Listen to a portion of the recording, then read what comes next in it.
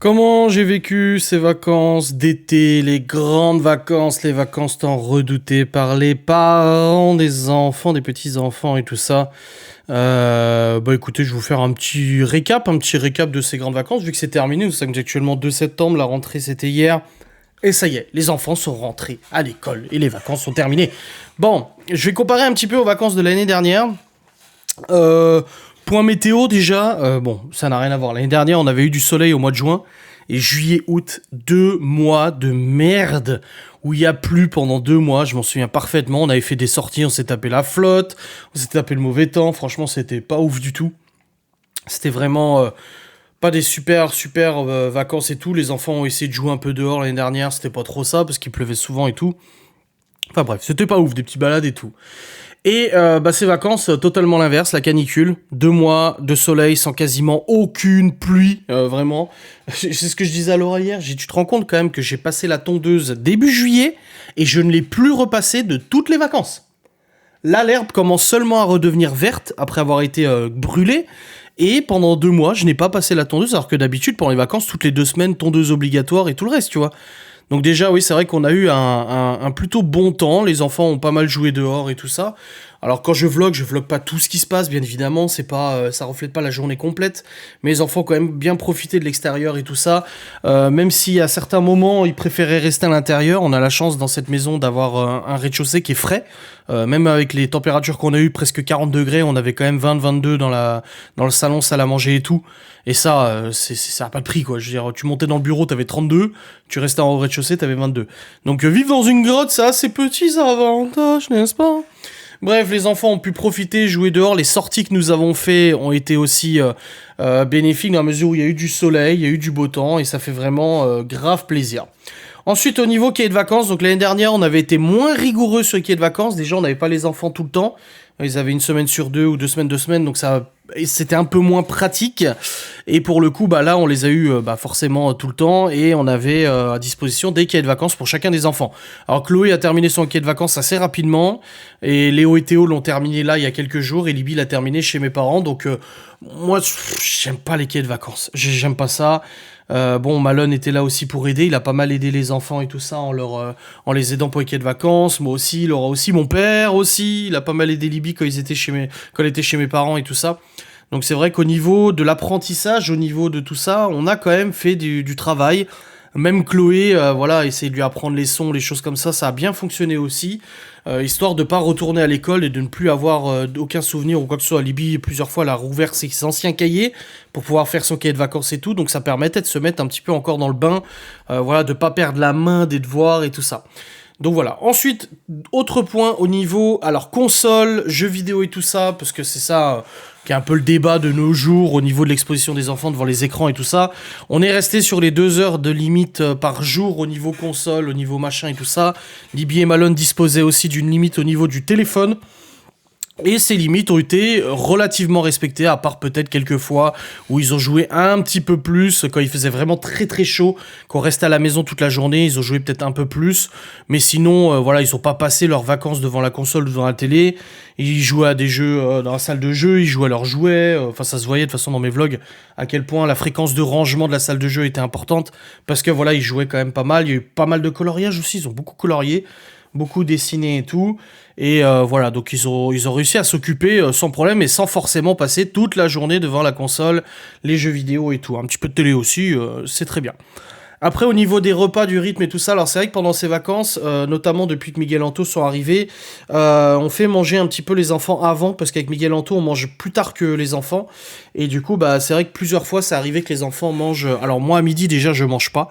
Donc le midi, parce que Laura, elle a bossé quand même tout le mois de juillet, il y a juste du 22 juillet au 20 août où elle a pas travaillé, mais à midi on mangeait pas forcément, et le soir, bah c'est vrai que soit on mangeait pas, soit on mangeait un peu plus tard quand Miguel Anto sont arrivés depuis le 17 août et tout, donc voilà, ça a été un peu un rythme différent, un rythme un peu plus à la cool, dans la mesure où il n'y a pas l'école, il y a moins de... Voilà, c'est moins stress, ça doit être moins... comment dire moins... organisé, voilà, on peut se le permettre, c'est les vacances. Ensuite, au niveau des heures de coucher, les heures de lever, alors Libby se couchait à 23h, Malone aussi, Léo 22h, 22h30, Théo 21h, 21h30 et Chloé un peu plus tôt aussi, voilà, c'est des heures un petit peu décalées. Après, il arrivait très souvent, et même chez mes parents, ma mère me l'a dit, que les enfants décident d'aller au lit tout seuls, enfin tout seuls, ils sont allés d'eux-mêmes, ils ont décidé d'aller au lit plus tôt que ce qu'on les autorisait, parce que voilà, ils étaient fatigués, on faisait quand même des grosses journées, ils jouaient, machin et tout, donc forcément, ça les fatiguait et tout. Donc voilà, au niveau des heures de coucher, et au niveau des heures de lever, on a de la chance, on a des enfants qui se lèvent pas à 6h du mat, et généralement, ils se levaient vers 8h, 8h30, parfois 9h, vraiment qu'on se couchait tard et tout, donc ça va au niveau du rythme, on se levait pas à 5h du mat tous les matins, quoi. Je sais qu'il y en a certaines qui ont des enfants qui se lèvent à 6h pétantes et tout, nous c'est pas trop notre cas, donc c'est vrai que c'était assez positif là-dessus. Après, au niveau, qu'est-ce qu'il y a d'autre comme point à aborder? Les sorties. Bon, le mois de juillet, forcément, Laura travaillait, on n'a pas fait excessivement de sorties. Donc on en faisait un petit peu, mais pas non plus énormément. Et c'est qu'à partir du mois d'août, où là, on a intensifié les sorties. On a fait une semaine complète avec que des sorties, d'ailleurs, au mois d'août. Et on a fait Europa Park, on a fait des balades dans la forêt, on est allé chez Cédric et Sylvie pour la piscine. Les enfants sont allés plusieurs fois aussi dans une piscine chez une amie de la mère de Laura.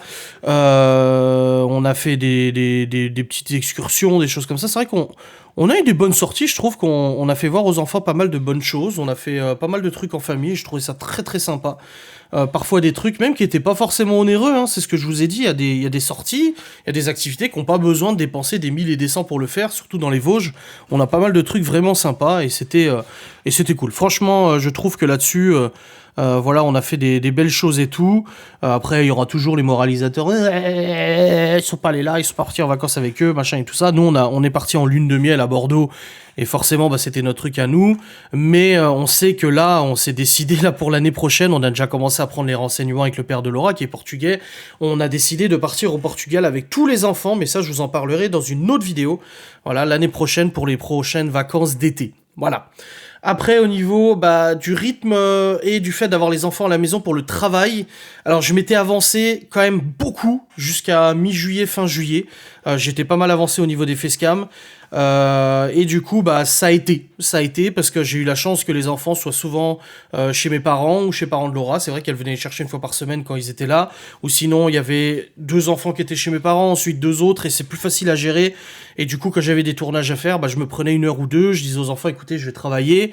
Ils regardaient la télé, ils dessinaient, ils faisaient des choses et tout ça, et puis je travaillais. Donc c'est vrai qu'au niveau travail, je me suis pas senti débordé, oh mon dieu, comment je vais faire et tout ça. Forcément, le rythme était différent. Je devais travailler plutôt le soir pour monter les vlogs, les rendre, les envoyer sur YouTube et tout ça. Bon, maintenant j'ai la fibre, c'est plus facile. Mais je travaillais plutôt un peu le matin et le soir, genre le matin de 9h à 10, 11h je travaillais, et après l'après-midi je travaillais pas, et le soir je retravaillais tout ça, donc j'ai réussi à m'organiser, contrairement aux vacances de l'année dernière, où il a fait moche, où les enfants étaient vraiment à la maison, et ils ont été moins chez mes parents, et du coup j'avais du travail, j'avais pas d'avance sur le travail, je devais faire une semaine sur 2 quand ils étaient chez leur maman, je devais faire du coup m'avancer au max, et là j'ai pas eu du tout ça, et pourtant je me suis pas senti débordé, je me suis pas senti mal ou quoi que ce soit, franchement je trouve que ça a été correct, donc je suis très content.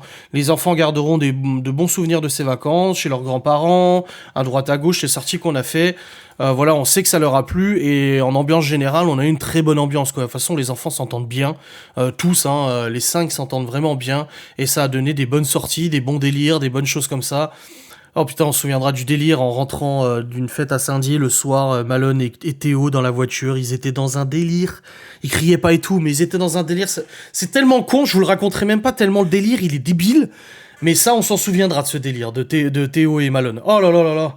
Non, franchement, c'était cool. C'était cool, et je pense que les enfants se sont bien reposés, et ils repartent à l'école bien dans leur basket et bien motivés, tout ça, et c'est vraiment cool. Alors oui, je sais, la canicule n'a pas fait du bien à tout le monde et à tous, bien évidemment, mais honnêtement, contrairement à l'année dernière, les enfants ont pu profiter vraiment d'une très belle météo, et ça fait vraiment plaisir. Donc voilà un petit peu mon résumé de ces grandes vacances. Je trouve que ça a été très bien, on a bien géré, on a été épaulés, on a été aidés du fait que les enfants voulaient aller aller chez leurs grands-parents et tout ça. Et ça fait vraiment plaisir. Et au niveau travail aussi, au niveau des sorties aussi, on a fait de bien belles choses et ça fait trop plaisir. Voilà pour le résumé de ces vacances. J'espère que ça vous a plu. N'hésitez pas à me dire en commentaire comment se sont passées vos vacances à vous. Je vous fais des bisous, je vous dis à très vite. Salut.